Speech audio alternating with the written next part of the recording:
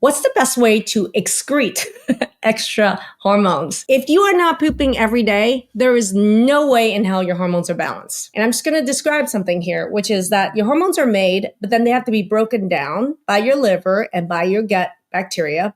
There's two phases. Liver breaks down the first phase, and then the bacteria in your gut breaks it down the second phase of hormone breakdown, and then you poop it out. Now, if you don't poop out every day, your body reabsorbs the water from the stool and the hormones go right back into your body, recycling these hormone breakdown products that are toxic. Most people think I have a hormone problem, I need to take hormones. And most people don't realize that 60 to 70% of the people that we work with these hormone symptoms have hormones that are too high that aren't being broken down or excreted. This is why digestion is so critical. And I say you got to start with digest it, right? Number one.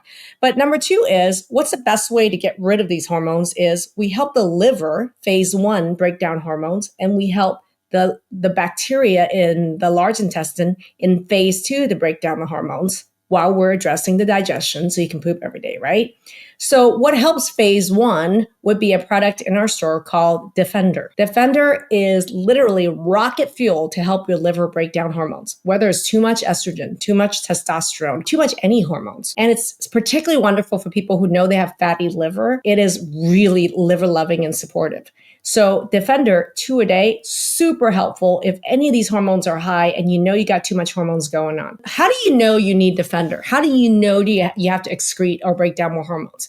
Well, anybody who's having a lot of weight, truncal weight gain. If you have a lot of truncal weight gain, that's a huge sign of you holding on to hormones like estrogen and testosterone. The other thing is if you have adult acne, right? If you have gestational diabetes, prediabetes, or you're diabetic, that's a very strong marker for someone who has a condition called PCOS, polycystic ovarian syndrome. People with polycystic ovarian syndrome usually have elevated testosterone or they're very sensitive to it. And a lot of you may already know that. Anybody with PCOS has too many hormones. And so the best way, number one, is I have a two-punch approach. Phase one is DefendHer, 2 of those a day. Phase two is helping the large intestinal bacteria break down the second step of hormone breakdown. And that's a product we call EstroPhase.